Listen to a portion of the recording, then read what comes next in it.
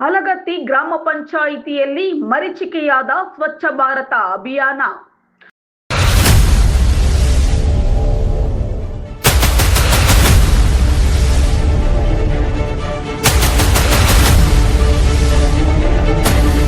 ಲಕ್ಷ ಲಕ್ಷ ಹಣ ಸಂದಾಯವಾದರೂ ಕೂಡ ಸ್ವಚ್ಛತೆ ಇಲ್ಲದೆ ಇರುವ ಗ್ರಾಮ.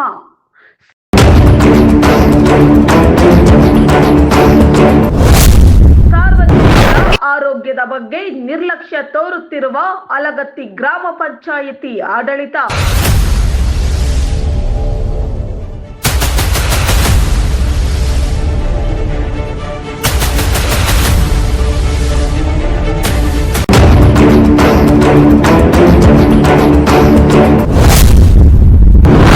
ಅಂಗನವಾಡಿ ಪಕ್ಕದಲ್ಲಿಯೇ ಘನತ್ಯಾಜ್ಯ ವಿಲೇವಾರಿ ಘಟಕ ನಿರ್ಮಾಣ ಮಾಡುತ್ತಿರುವ ಗ್ರಾಮ ಪಂಚಾಯಿತಿ ಆಡಳಿತ.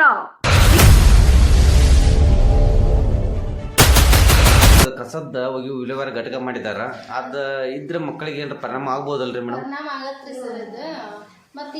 ಇದರಿಂದ ಮಕ್ಕಳ ಆರೋಗ್ಯದ ಮೇಲೆ ಪರಿಣಾಮ ಆದರೆ ಹೊಣೆಗಾರರು ಯಾರು?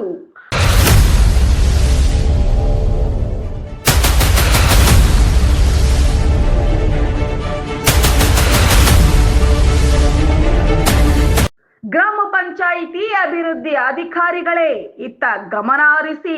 ಇದೇನಾ ನಿಮ್ಮ ಗ್ರಾಮದ ಸ್ವಚ್ಛ ಭಾರತ ಅಭಿಯಾನ?